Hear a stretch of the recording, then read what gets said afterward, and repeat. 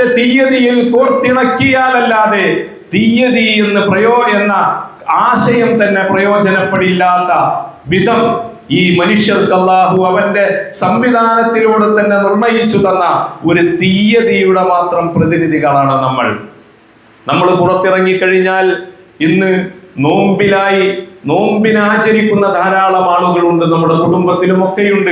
അങ്ങേയറ്റം ബഹുമാനത്തോടെയും അങ്ങേയറ്റം ആദരവോടെയും കൂടിയായിരിക്കണം അവരുടെ നോമ്പിനെ നാം കാണേണ്ടത്. ഇൻഷാ അല്ലാഹ് അവർ നാളെ പോകുന്ന ഈദ്ഗാഹുകളിൽ, പ്രാർത്ഥനാ സദസ്സുകളിൽ ഒരിക്കലും നാം അതൃപ്തി കാണിക്കരുത്, അവരോട് വിയോജിപ്പ് കാണിക്കരുത്. ഒരിക്കലും അള്ളാഹുവിനെ ധിക്കരിക്കണമെന്ന ബോധ്യത്തിലേ അല്ല അവരതൊന്നും ചെയ്യുന്നത്.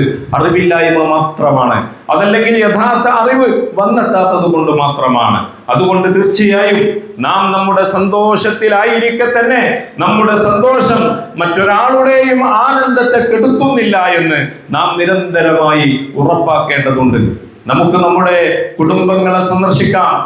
ഈ പെരുന്നാളിന് അല്ലാഹു നിർണയിച്ചിട്ടുള്ള എല്ലാ നന്മകളിലും നമുക്കാവാം. അപ്പോഴും ഈ സൂക്ഷ്മത നാം പാലിക്കേണ്ടതുണ്ട്. തീർച്ചയായും മനുഷ്യൻ എന്ന നിലയിൽ പരസ്പരം അംഗീകരിക്കുവാനും പരസ്പരം ഉൾക്കൊള്ളുവാനും നമുക്ക് സാധ്യമല്ലാത്ത ഒരു രീതിയിൽ നമ്മുടെ ആരാധനകളോ അള്ളാഹുവുമായുള്ള നമ്മുടെ ബന്ധമോ ഒരിക്കലും മാറിക്കൂടാ. നാം അള്ളാഹുവോട് അടുക്കുന്നുണ്ട് എന്നതിന്റെ തെളിവ് നാം മനുഷ്യനിലേക്ക് കൂടുതൽ അടുക്കുന്നു എന്നതാണ്. അതല്ലാതെ മനുഷ്യനിൽ നിന്ന് അകന്നുകൊണ്ട് അവന്റെ വിഷയങ്ങളിൽ നിന്ന്, അവന്റെ പ്രശ്നങ്ങളിൽ നിന്ന്, അവന്റെ പരിതസ്ഥിതികളിൽ നിന്ന്, അവന്റെ ആവശ്യങ്ങളിൽ നിന്ന് അകന്നുകൊണ്ട് അള്ളാഹുവിലേക്ക് അടുക്കാൻ കഴിയുമെന്ന് നാം ഒരിക്കലും ധരിക്കരുത്.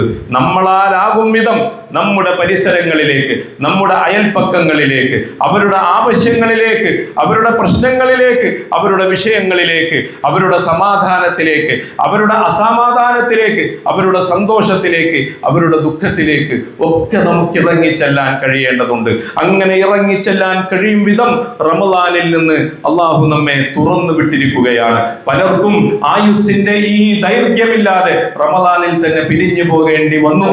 നമ്മളെ എന്തിനു ബാക്കി നിർത്തി എന്ന് ചോദിച്ചതിന് ഒരൊറ്റ ഉത്തരമേയുള്ളൂ.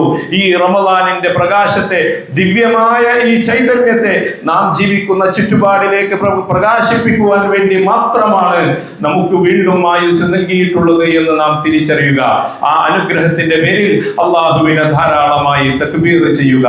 അല്ലാഹു അക്ബർ, അല്ലാഹു അക്ബർ, അല്ലാഹു അക്ബർ, അല്ലാഹു അക്ബർ, അല്ലാഹു അക്ബർ, അല്ലാഹു അക്ബർ, ലാ ഇലാഹ ഇല്ലല്ലാഹു, അല്ലാഹു അക്ബർ, അല്ലാഹു അക്ബർ, വലില്ലാഹിൽ ഹംദ്. ബഹുമാന്യരായ